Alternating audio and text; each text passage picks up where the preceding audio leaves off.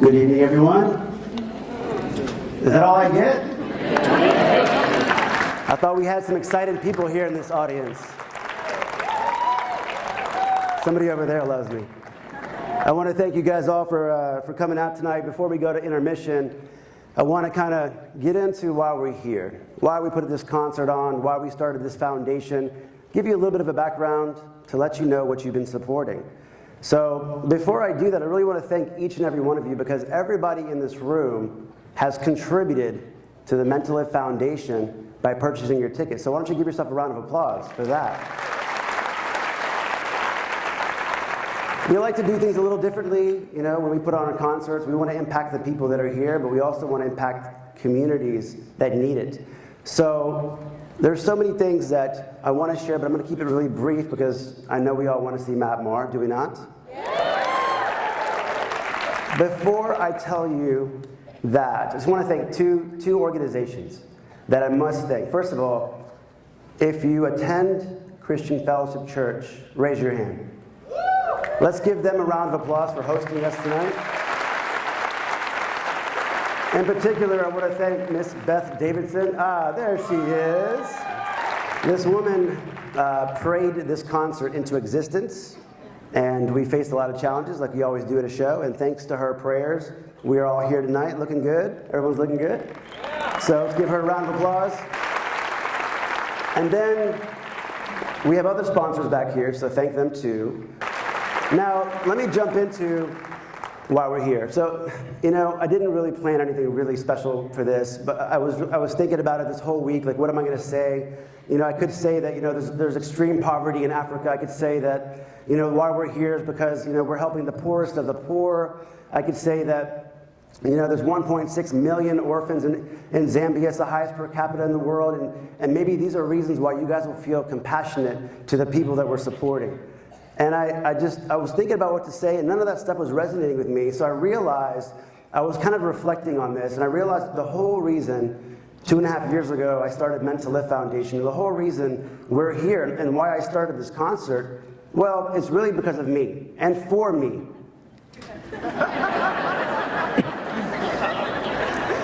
That's not what I had in mind there. I don't know where that photo came from. Trust me, your money's in good hands. I promise you, I didn't pocket all of your money. I don't know where that photo came from. No, the truth is, when I looked at the faces of these children, I saw myself. That's what happened. I saw myself in these kids. I saw myself, although I was very blessed, I have two great parents. I have siblings that are always supportive of me. I've always had what I wanted. Although my mom and dad were raised in Egypt in poverty, they came to America for the American dream. They raised themselves up, and they provided every need we've ever wanted. Education, cars, food, clothing. I never lacked anything. But how did I relate to these children? That's the question. And the answer is simply this. There was times in my life where I must have felt broken. There's times in my life where I probably felt unwanted. There's times in my life where I probably felt neglected, maybe in school, or maybe I felt like the black sheep, I didn't fit in somewhere. And I realized that maybe that's what these kids feel. These kids are orphans or vulnerable children. They either have no parents, one parent, or most likely they're living with some relative with other children, and they're also neglected. These children are the underserved, these children are the underprivileged, the disadvantaged. That's who they are. And I realized that even though I grew up in America, in the first world, it doesn't mean that I had a perfect life. And I had to ask myself, why do I feel so compassionate to these children that live so far away? You know the reason I feel compassionate is, and I don't know if you guys can relate, but throughout my life, I can see times of tribulation, and I could remember when God sent somebody to me at the right time to encourage me, to lift me up, and to tell me, because He lives, you can face tomorrow. Right? Amen. Amen.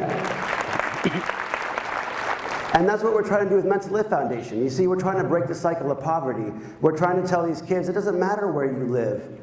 Okay, no matter where you live, whether you get to live in Zambia or South America or America, you deserve to live. It doesn't matter where you live. It became an issue of justice. Instead of it a charitable thing, we're going to raise money, we're going to feel sorry for children, it's justice. You know why it's justice? Because these kids deserve the same life that we have here. There's no reason why they can't have that life. We chose Zambia, by the way, in case you're wondering, because we have a relationship with this community. We've been going for the last 15 years on mission trips, and we know the communities. We have 3 schools there now. We know all the children, and there's thousands of children. Currently, going into this show, we have a little bit less than 220 children that we're supporting. We're hoping, by the help of these 2,200 beautiful, lovely people, that we can reach 280 children tonight. So, I have a question for all you guys in the audience. Was there ever a time where you were down, or maybe you are right now, and somebody came along, God sent somebody along to lift you up and to encourage you? Has that ever happened? So it's not a third world problem. It's not a third world problem. It's a universal problem, all right? And the thing about it is, the thing I love about our program is we bring Jesus into the school. We bring Jesus into the community. Think about it. Jesus is who brought us all here. Jesus is the one that got us out of all the issues that we had, the tribulations that we had, the hard times that we had. So we make sure that's the first thing we give them. We also provide food, we provide medical access, we also provide education, which lifts them out of poverty. So, how does this impact you? Quite simply this.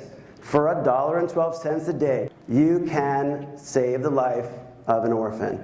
You can provide for them. You can write letters of encouragement to them. You can send them pictures. You can have a relationship with them the same way people have had with you in your life. You can do the exact same thing with them.